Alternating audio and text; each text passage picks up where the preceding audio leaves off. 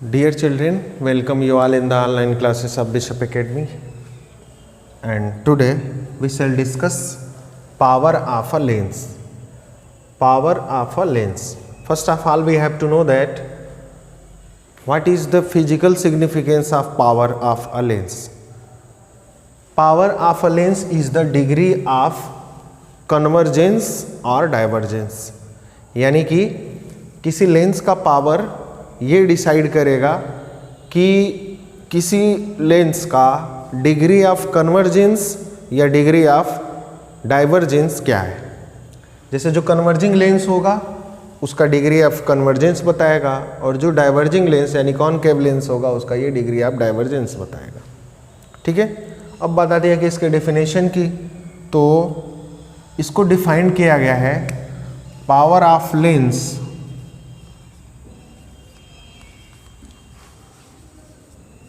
is defined as the reciprocal of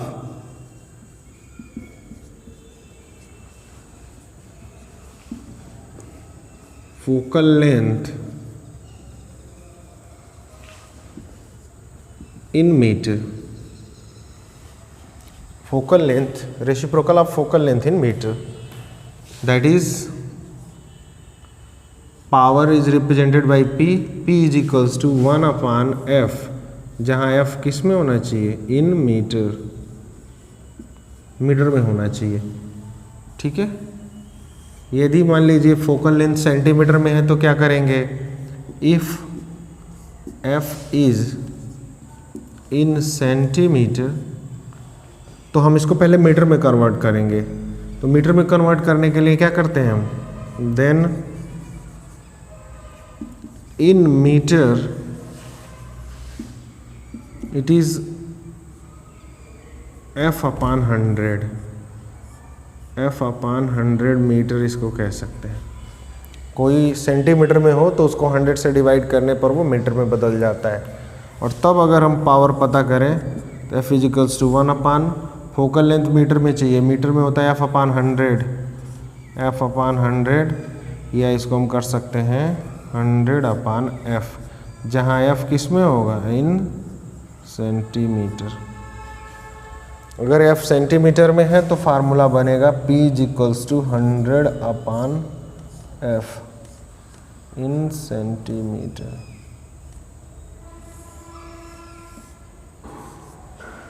ठीक है, centimetre में होगा तो 100/f और मीटर में होगा तो 1/f।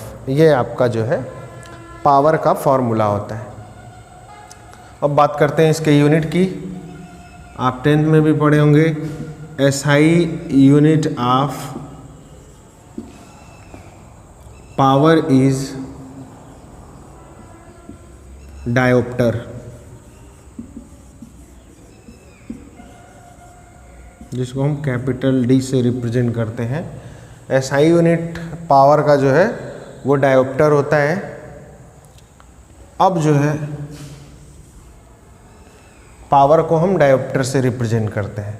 एक बात और यहाँ पर, जैसे P = 1/f है, it means P is reciprocal of focal length, ये भी हम कह सकते हैं।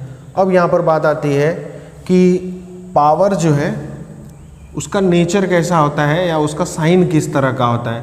तो आपको पता है कि the focal length of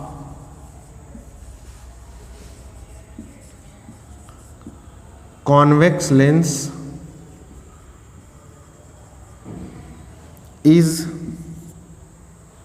the focal length of convex lens is positive, then power is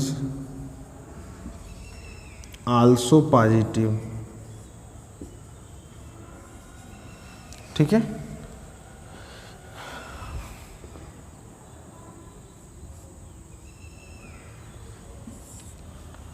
positive होता है फोकल लेंथ कॉन्वेक्स लेंस का, इसलिए उसका पावर भी पॉजिटिव होता है। And focal length of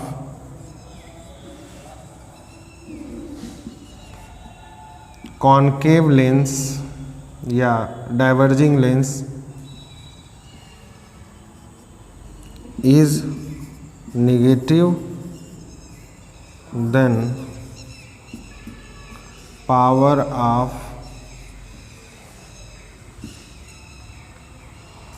concave lens is negative.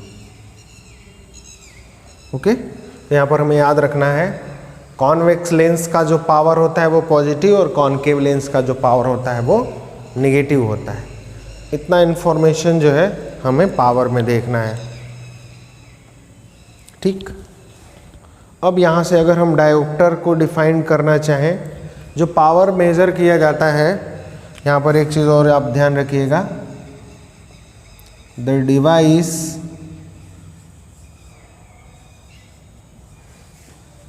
used to measure power is called dioptometer.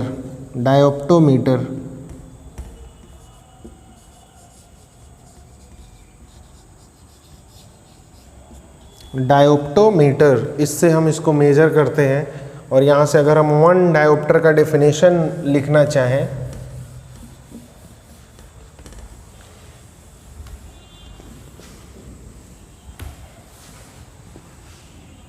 Definition of 1 dioptre को define करना चाहें तो यदि फोकल लेंथ हम 1 कर दें, 1 meter, since P is equals to होता है 1/f इन मीटर। ठीक है, अगर हम फोकल लेंथ को मीटर में कर दें, if focal length is 1 meter, अगर फोकल लेंथ 1 मीटर है तो पावर क्या हो जाएगा आपका, 1 डायोप्टर हो जाएगा। तो यहाँ पर हम लिखेंगे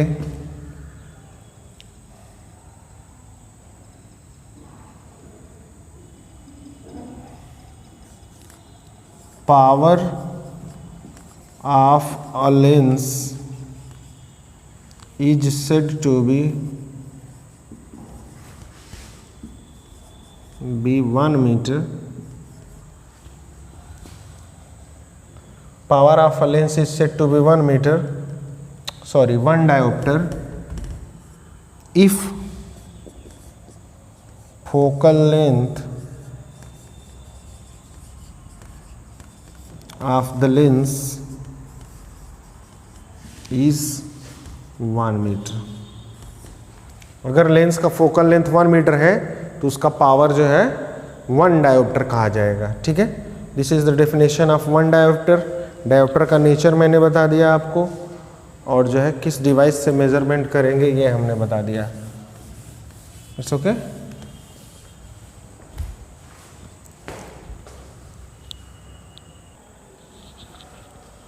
combination of thin lenses, next topic हमें देखना है कॉम्बिनेशन ऑफ थिन लेंसेस।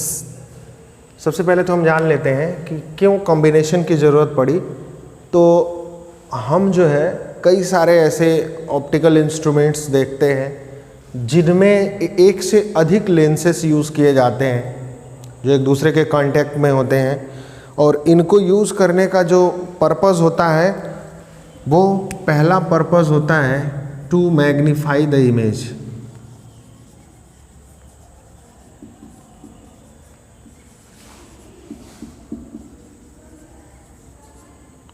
ठीक है, इमेज को मैग्नीफाई करना हो, जैसे कि माइक्रोस्कोप में यूज़ किया जाता है, 2 कॉन्वेक्स लेंस यूज़ किया जाता है, तो उसको हम कॉम्बिनेशन ऑफ लेंसेस में काउंट करेंगे। मैग्नीफाई करने के लिए इमेज को यूज़ किया जाता है। दूसरा कारण हो सकता है 2 लेंस यूज़ करने के, to increase the sharpness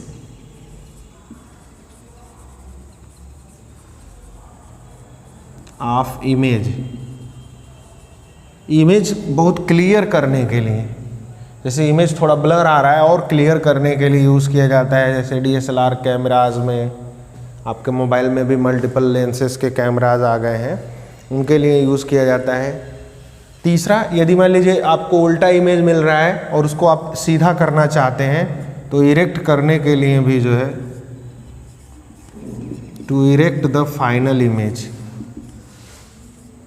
final image को इरेक्ट करने के लिए भी हम यूज़ कर सकते हैं। और चौथा कारण है कि जो हमें कॉम्बिनेशन है या फील्ड व्यू जिसको हम कहते हैं, to increase the field view.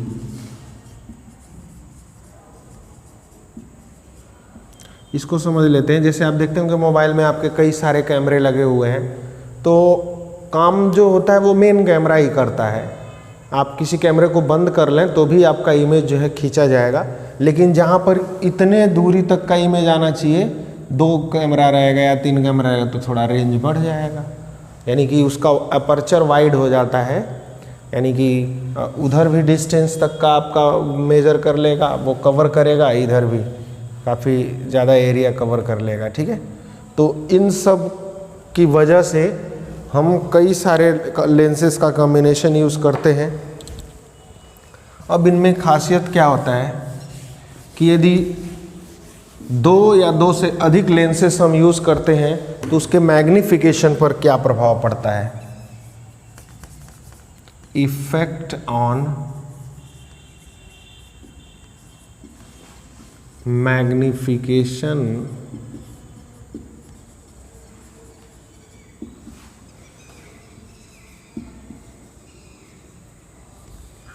effect on magnification due to combination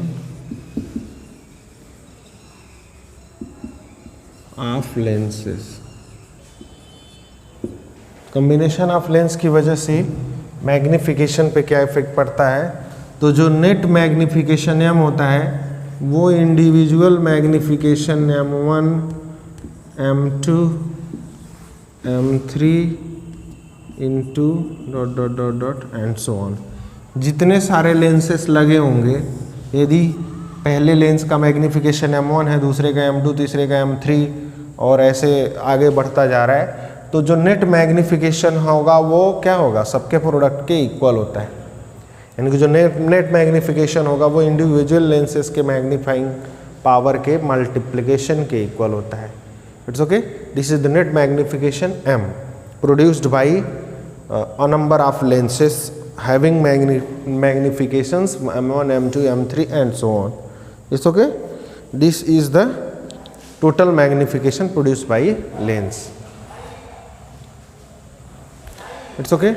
Now this class is over. Thank you. Have a nice day.